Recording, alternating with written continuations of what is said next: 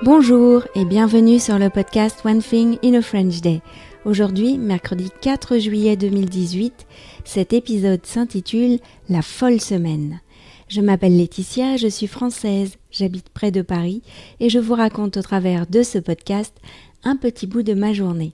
Le texte de ce podcast est disponible en vous abonnant à la newsletter sur www.onethinginafrenchday.com. La folle semaine, je vous le disais hier, c'est la dernière semaine d'école avant les vacances. C'est une semaine de folie qui termine un mois de folie. Il y a tellement de choses à faire, de fêtes, des inscriptions, etc., que je ne sais plus où donner de la tête. Ma stratégie a été de préparer le plus de choses possible la semaine dernière. Par exemple, nous sommes allés, Michaela et moi, acheter des cadeaux pour les maîtres et maîtresses. J'ai aussi préparé la mise en ligne de 6 podcasts qui seront diffusés lorsque nous serons en vacances, à partir de la semaine prochaine. Des rediffusions et des dialogues inédits, le mardi et le jeudi.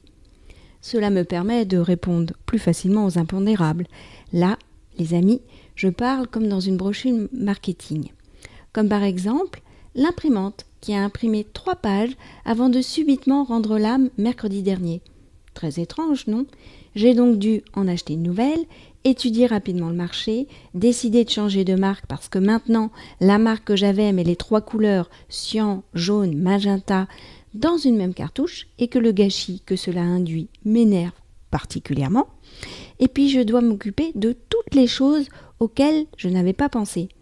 Racheter de la crème solaire, acheter des timbres, inviter les amis arbitres de Félicia à déjeuner.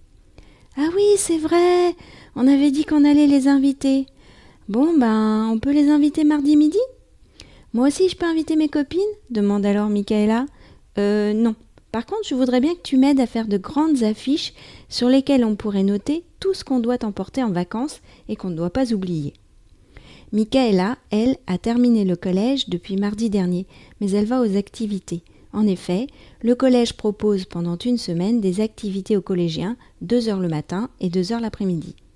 Michaela y retrouve ses copines, ça a l'air plutôt sympa, même si elle a prévu de sécher vendredi pour aller à la piscine. Allez, je vais la terminer sereinement cette folle semaine.